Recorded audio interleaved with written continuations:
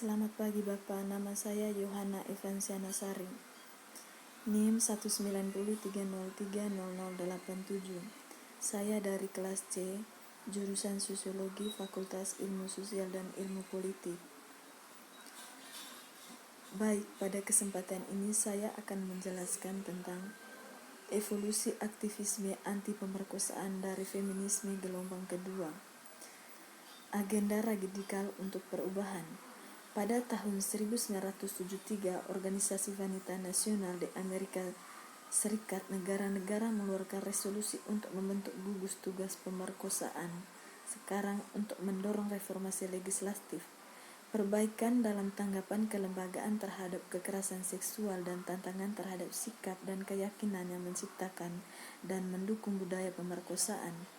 Satuan tugas muncul sebagai tanggapan atas inisiatif feminis radikal untuk peningkatan kesadaran dan pidato publik, dan menunjukkan potensi aktivisme akar rumput dan berbagai pengalaman pribadi untuk dimasukkan ke dalam aksi politik dan perubahan kelembagaan. Sesi peningkatan kesadaran pertama dimulai pada akhir 1960-an di Amerika Serikat dan Inggris Raya, dengan cepat menyebar ke bagian lain dunia. Sesi peningkatan kesadaran membahas berbagai topik, namun sejauh ini benang merah yang didiskusikan adalah akses tak terkekang laki-laki ke tubuh perempuan.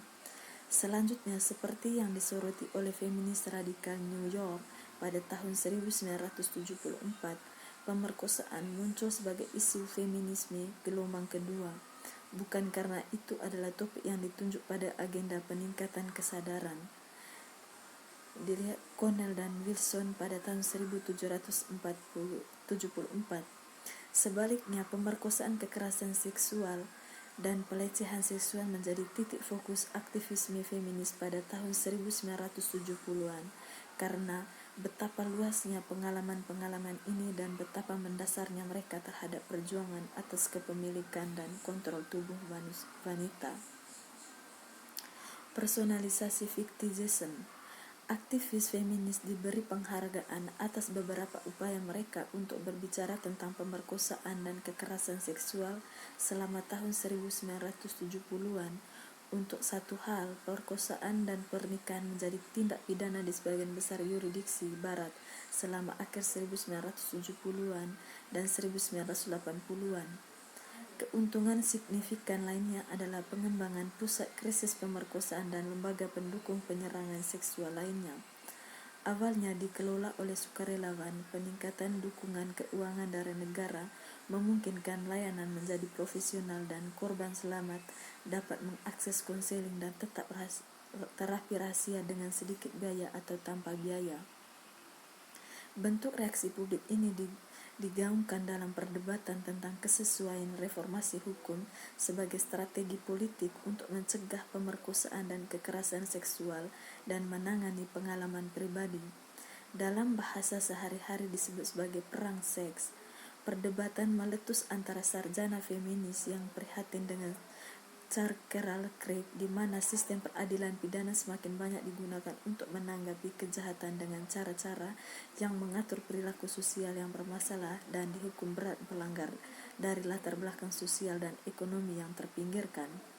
Dalam kaitannya dengan kekerasan seksual, ada kekhawatiran bahwa pendekatan semacam itu akan mengarah pada kriminalisasi perilaku seksual berisiko daripada menangani konteks politik dan sosial yang menciptakan kondisi terjadinya kekerasan. Memanfaatkan hukum semakin mereduksi politik menjadi pribadi, diklaim karena memperkuat viktimisasi perempuan atau keterkaitan yang terluka, mengikat mereka ke hukum negara dan pidana sebagai tempat ganti rugi, paternalistik dan individu. Kembali ke politik. Aktivis gelombang kedua telah berusaha untuk menumbangkan pembatasan yang ditempatkan pada gerakan perempuan di depan umum, untuk mengekspos kesalahan sistemik terhadap perempuan atas viktimisasi mereka dan untuk mengkritik narasi arus utama yang membuat perempuan terus-menerus berada dalam ketakutan. Pada tahun 2000-an, strategi ini diaktifkan kembali setelah reaksi terhadap publik korban tahun 1980-an dan 1990-an.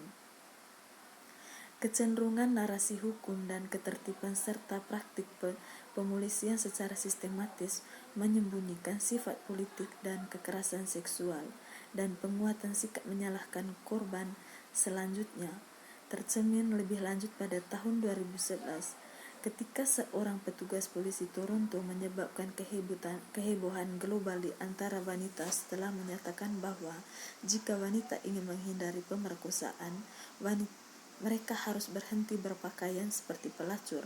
Tanggapan atas sarannya mengarah pada perkembangan gerakan Slut Wall yang dengan cepat menyebar dari Kanada membentuk kolektif di seluruh dunia di mana jutaan wanita terlibat dalam proses untuk menantang sikap menyalahkan korban dan mengklaim kembali bahasa merendahkan yang digunakan untuk melemah korban selama mengalami dan menolak pengakuan mereka.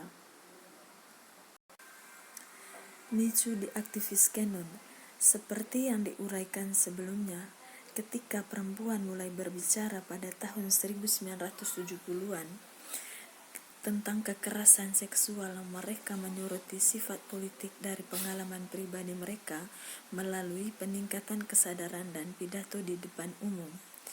Selama akhir 1980-an dan awal 1990-an, penekanan pada politik bergeser ke arah personal dengan representasi kekerasan seksual dan aktivisme yang berfokus pada dampak emosional dari pengalaman tersebut.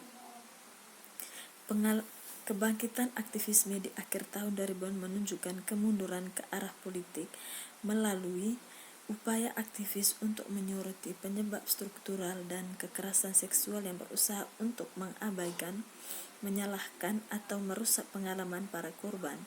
Namun, reaksi yang dialami banyak korban penyintas dan aktivis, terutama ketika menggunakan media sosial untuk berbicara, menunjukkan masih adanya sikap sosial yang mengakar kuat yang mengatur asumsi populer tentang politik pribadi.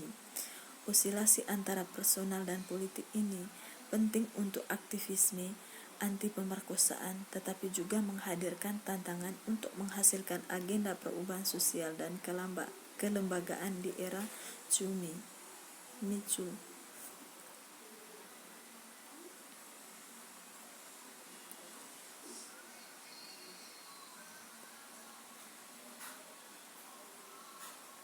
Politik pribadi berkembang agenda untuk perubahan setelah Micu.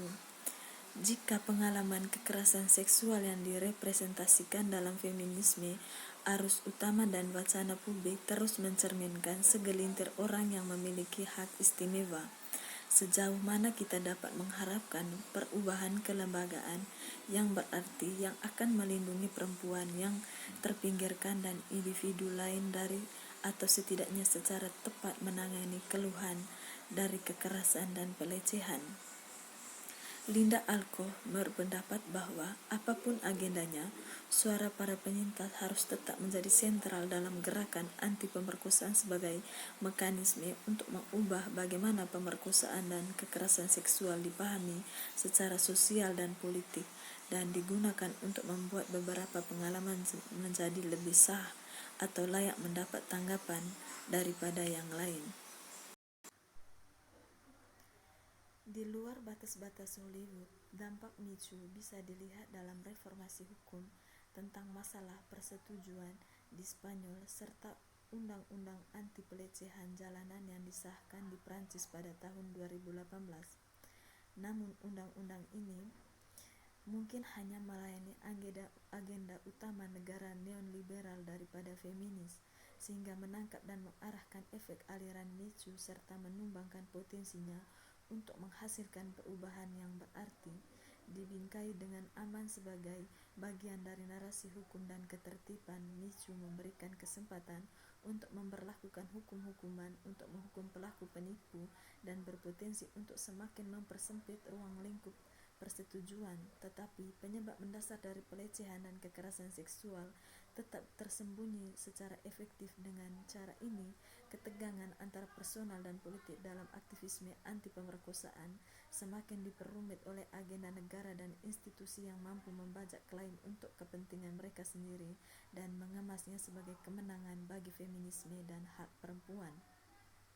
Aktivis masa depan upaya untuk membuat politik pribadi harus berhati-hati dalam menyusun strategi dan berkompromi dengan institusi dalam upaya mereka untuk memperkenalkan dan berkompromi reformasi agar situs-situs ini secara tidak sengaja atau sengaja memperkuat dan berisi suara dan pengalaman pribadi siapa yang diperhitungkan, apa yang merupakan pemerkosaan dan kekerasan seksual, siapa yang melakukan kekerasan dan penyebab politik yang mendasari kekerasan. Baik, mungkin itu saja materi yang saya bawakan pada pagi hari ini. Sekian dan terima kasih.